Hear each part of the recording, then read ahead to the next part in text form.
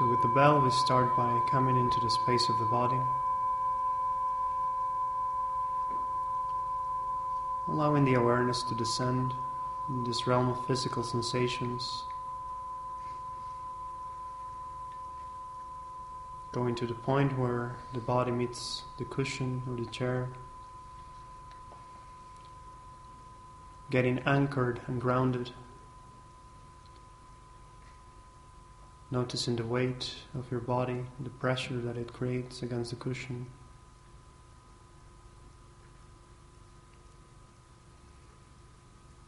Simply take your time to settle down, going through the process of observing physical sensations and simply letting go of tension.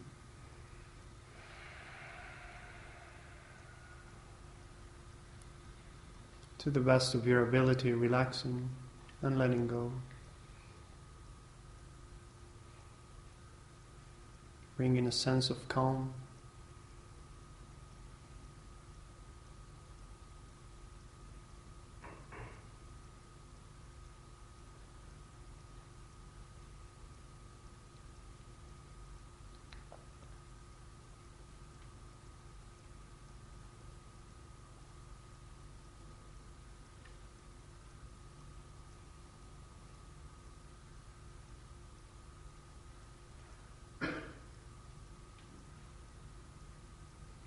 Just rest.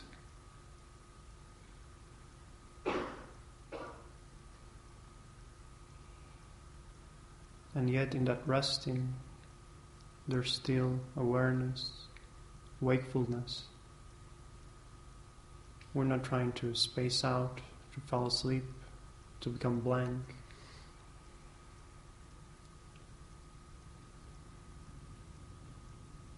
We keep the mind engaged and alert.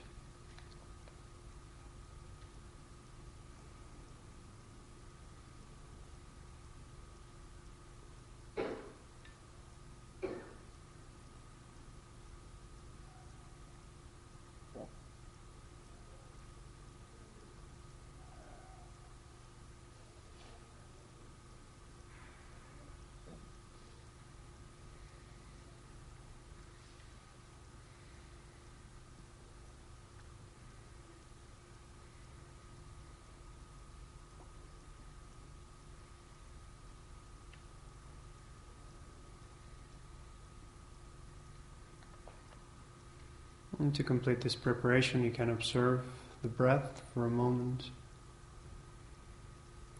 simply noting its rhythm or the physical sensations that it produces.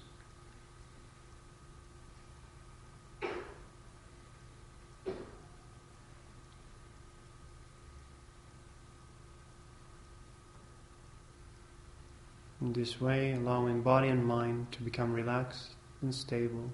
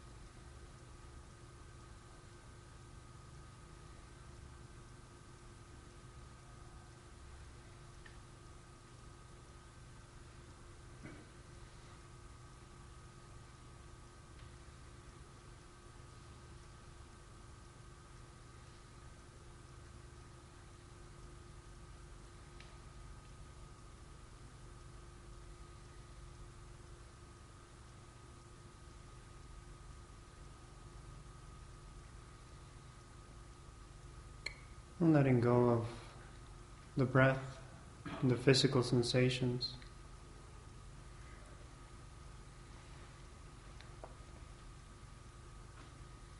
We'll now do a meditation on impermanence.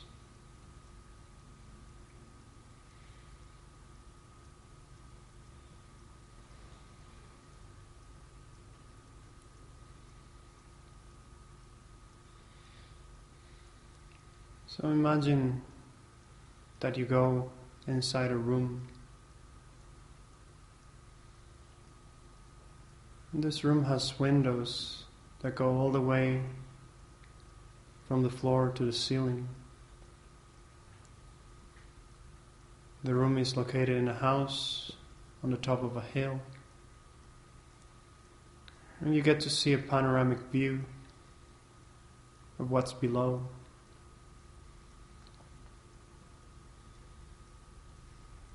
Looking out the window, you observe a very sunny day, lovely weather.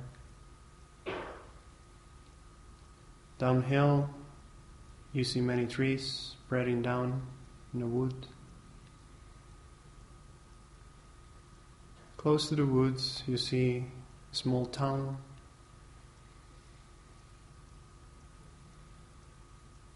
And further on the background, a range of mountains.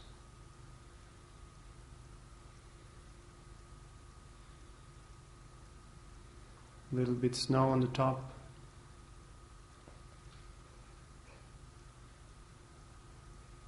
The sky is mostly clear, with the exception of a few clouds. And looking out like that in the window, you see almost no movement.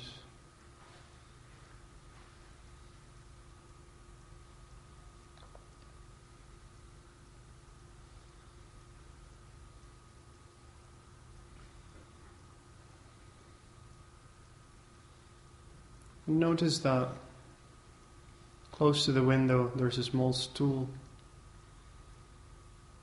and on the top of the stool there's a pair of glasses. Approaching them, the moment you put them on, as you look outside the window, immediately time seems to move faster, and what seemed to be a very static scene now becomes very dynamic. The sun moves in the sky quickly. The day turns into night. The moon comes out. There's lights being lit in the town. Chimneys become filled with smoke.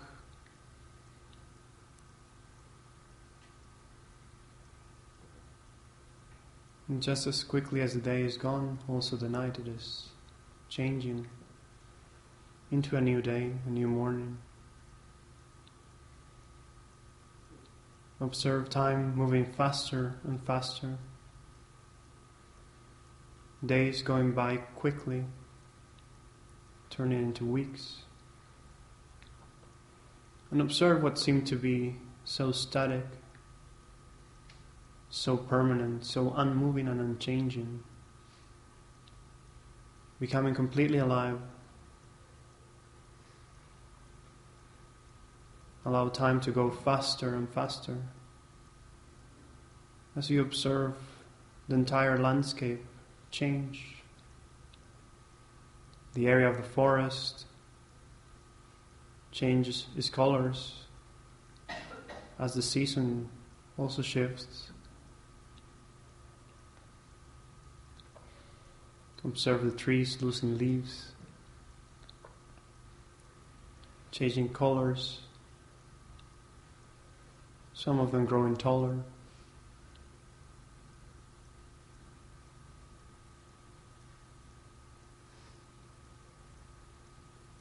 Observe the mountains getting filled with snow, clouds coming and going all the time.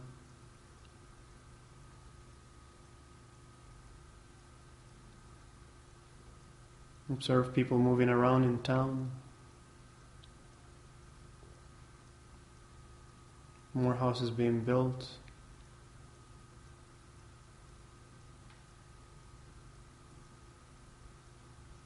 Allow time to pass even faster Observe how everything around you moves.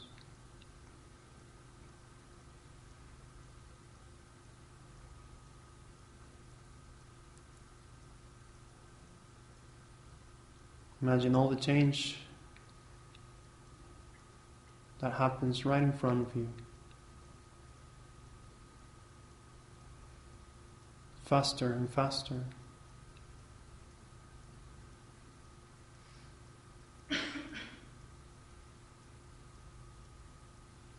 Even the things that seem to be so solid and stable, such as the mountains, perhaps the rivers around you.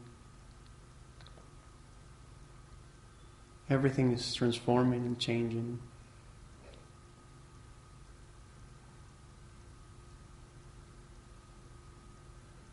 Erosion, earthquakes, and all sorts of natural phenomena will change even the surface and the face of the mountains themselves.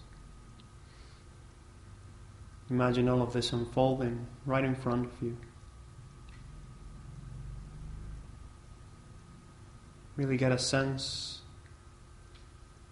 of this unending change.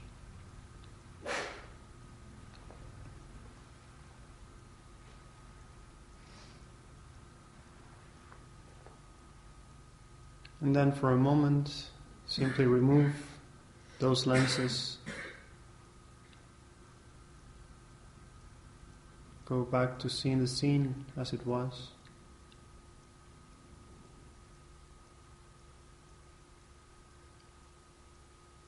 Does it really feel the same to you?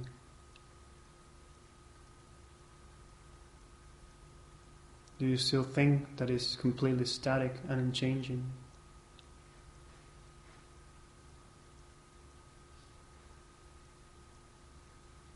Absolutely all the changes that you just witnessed are a result of the moment-to-moment impermanence that is the nature of all material things.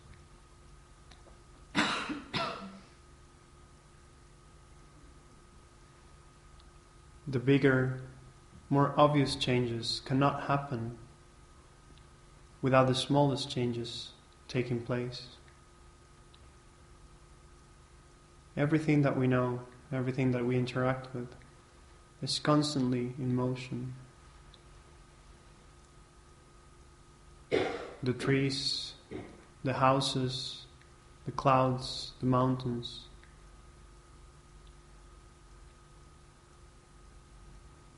Even us.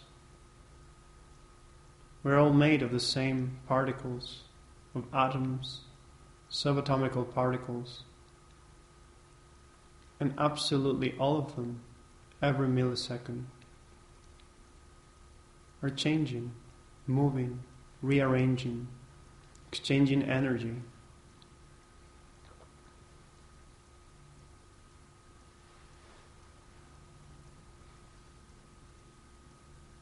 The whole of our world is in a constant state of flux. And yet, as we see things with our senses, as we perceive them, we attribute a sense of permanence to everything. Even when we refer to ourselves, we sometimes say, I'm exactly the same person I was 3 years ago. But is that even possible?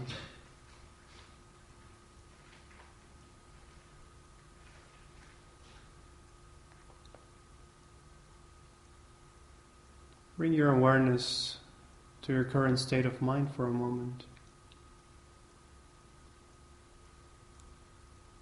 And simply observing the space of the mind where thoughts arise.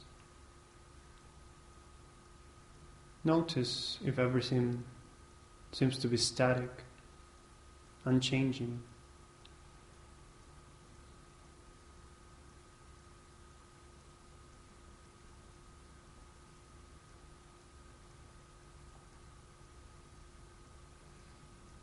But if that was the case, how could we think? How could we have different feelings and emotions? How can we go from one state of mind to the other?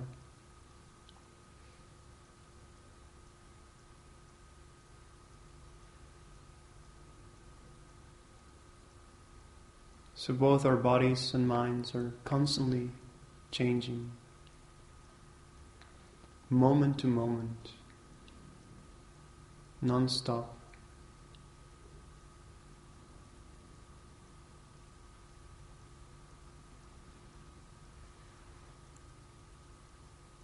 And even though this might feel a little bit challenging and even scary, it is actually something that opens up a lot of opportunities.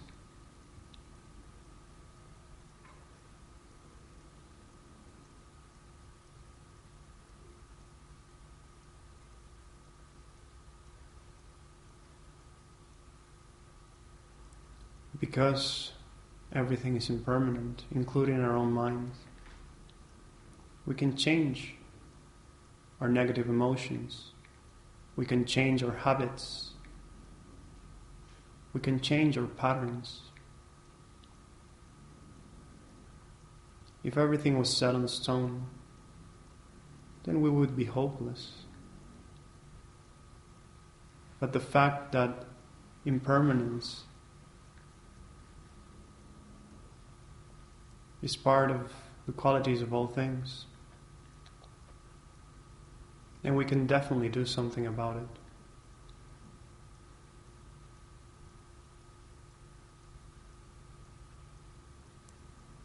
And just as the body and the mind change, it also shows us how clinging is not logical.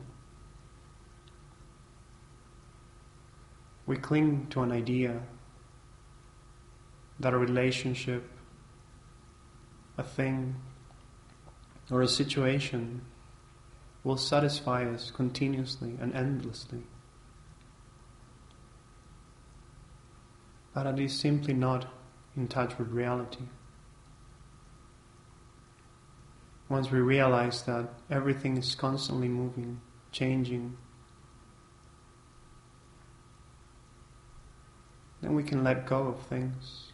We can let go of that notion and actually enjoy things with a more open and receptive heart.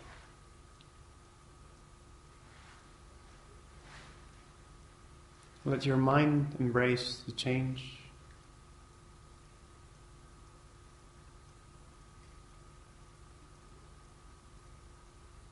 Let your heart be open to the fact that everything around you is changing moment to moment, including yourself. And with that, endless possibilities unfold. And it is up to you to make the best of them.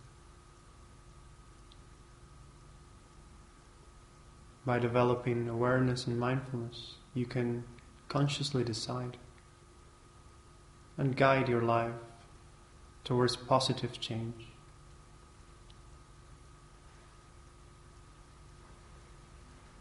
Embracing impermanence is embracing possibilities.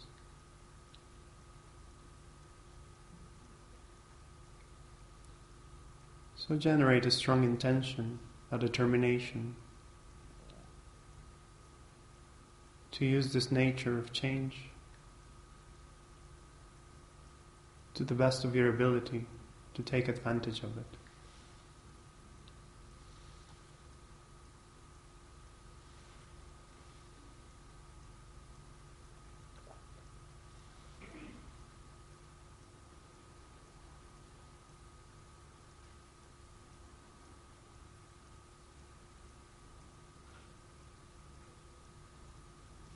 Now simply come back to the body for a moment, coming out of the meditation gently.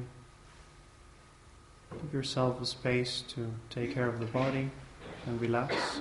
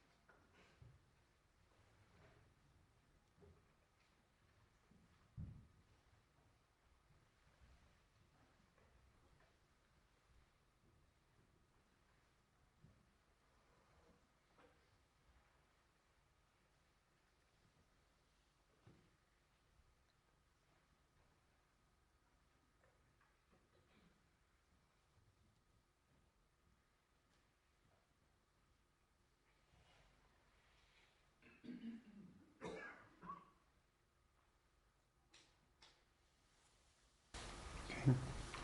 So going back to the posture now, we'll do a meditation on refuge.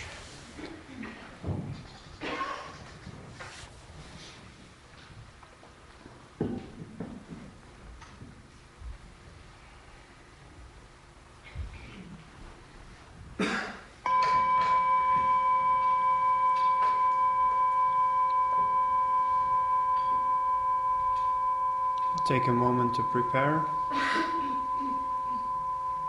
As we've done it many times before, by now you're familiar with the preparation. So just take a moment to go through the process, letting the awareness and the body become calm and stable.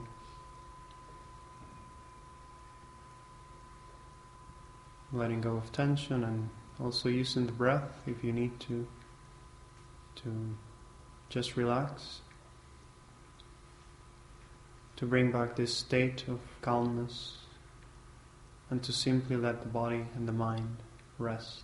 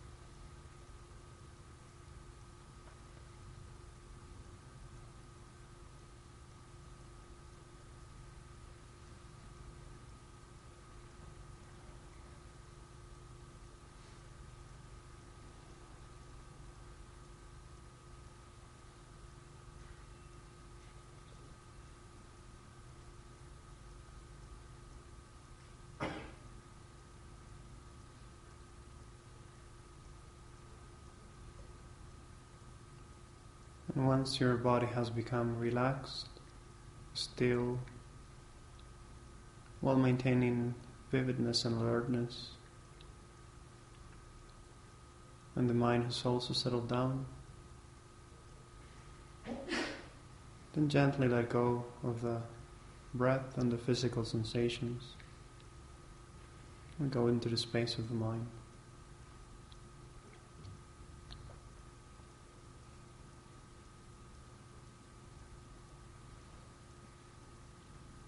So refuge is a word that may sound a little bit religious, but the fact is that in our daily lives, in a very daily world, we take refuge in many things.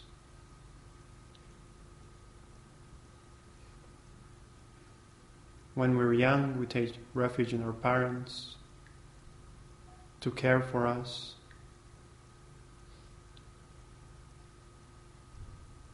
We definitely depend on others for our nourishment, education.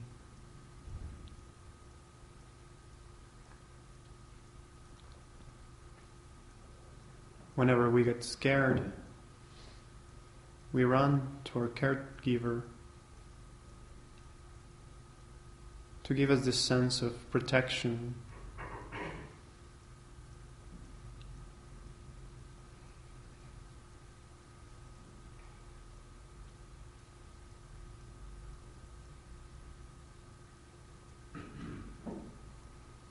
We also take refuge in very mundane things, such as food.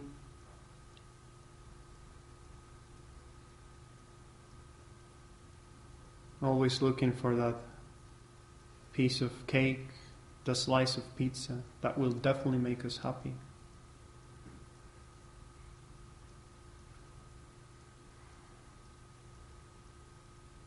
We take refuge in intoxicants, thinking that they will be the source of happiness, of insight.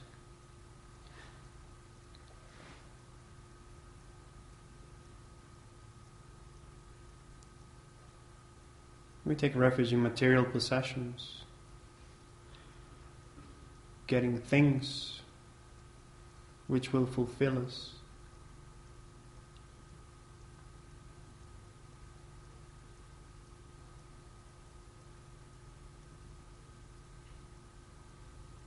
And yet, thus far, none of it seems to work. While all these things might provide temporary pleasure, we really have to analyze and investigate if they are a reliable source of happiness.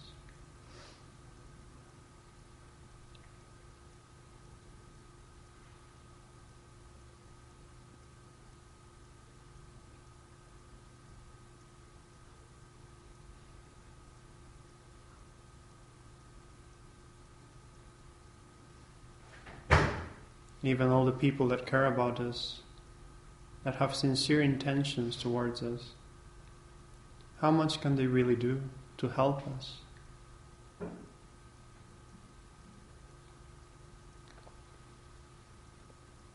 Having contemplated about death, we get a sense that it'll be our state of mind which will be most beneficial at that time. No matter how much our closed ones and loved ones wish the best for us, they are powerless at that moment to do anything to help us.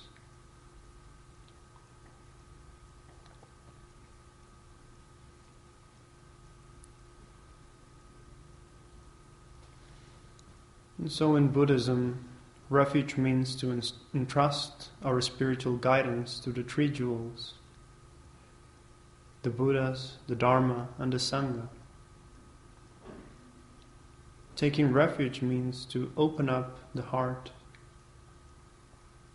to be receptive, humble, so that they can teach us and guide us along the path to freedom.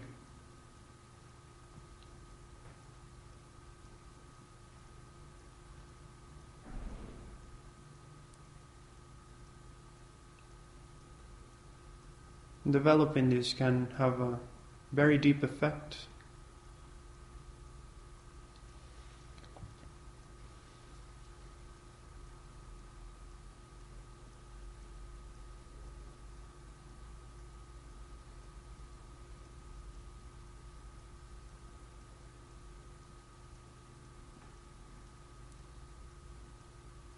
So consider for a moment what your future would be like if you continue to live your life on automatic.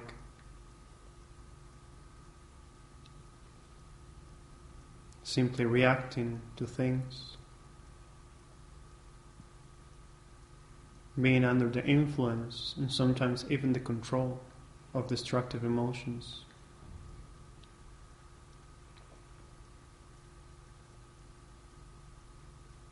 And be aware of the possibility that because of this, you might experience suffering in the future.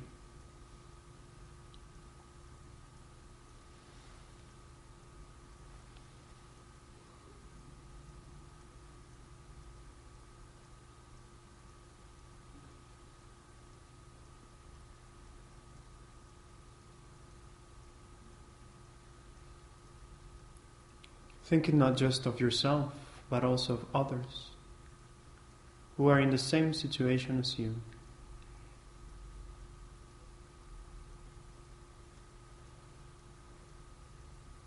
By taking refuge in all the things that we've mentioned before, is there any way that you can help them?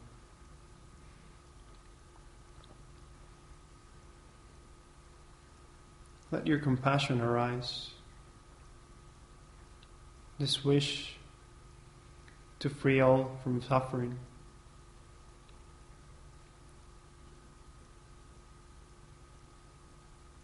And accompanying that compassion,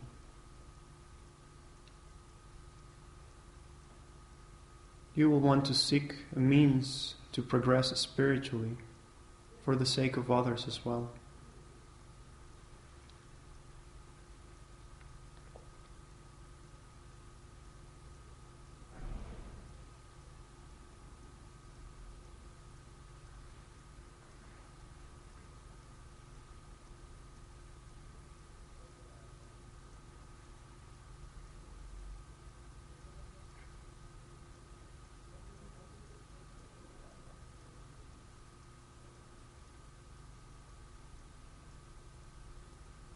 And in Buddhism, we take refuge in the three jewels. And to have an idea of their qualities is always good to deepen and enrich your thought of refuge. The Buddhas are those who have eliminated all defilements and developed all good qualities completely. It is what we aspire for. But knowing that we can actually achieve that, every single one of us has the potential to become enlightened.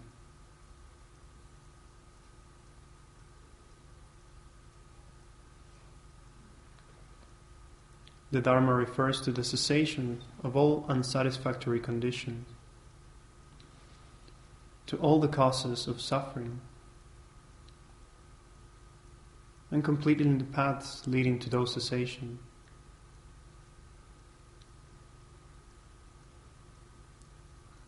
And the Sangha are those who have a direct perception of reality, those who can directly help us in the path, those who can guide us.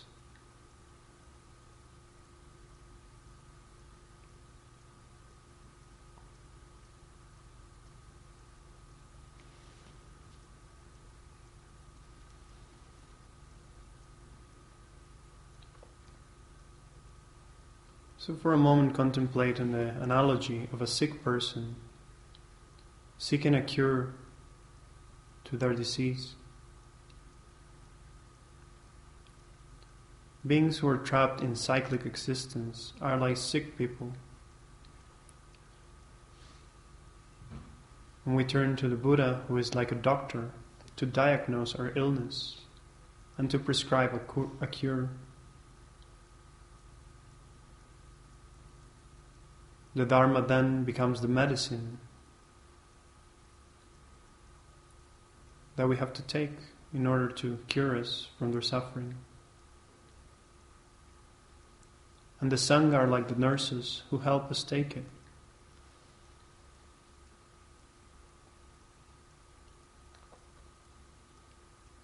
In this way,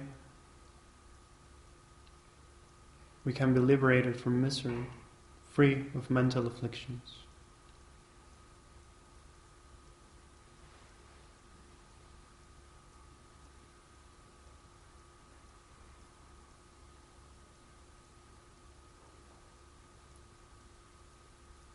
And the reasons why the Buddhas are also suitable guides on the path is because they are free from the extremes of cyclic existence or self-complacent peace. They have skillful and effective means to free others from fear. And they have equal compassion for everyone.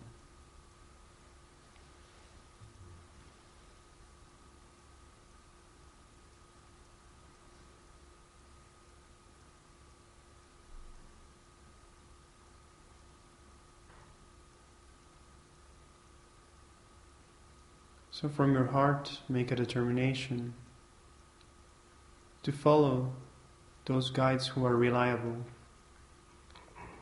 and especially to put into practice their guidance. That is what will help you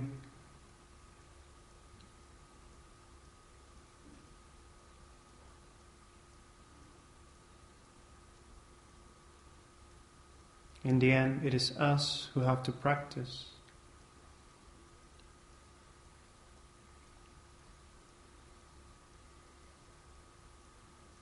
So set a strong intention to do it. Not just for your benefit, but in order to benefit all.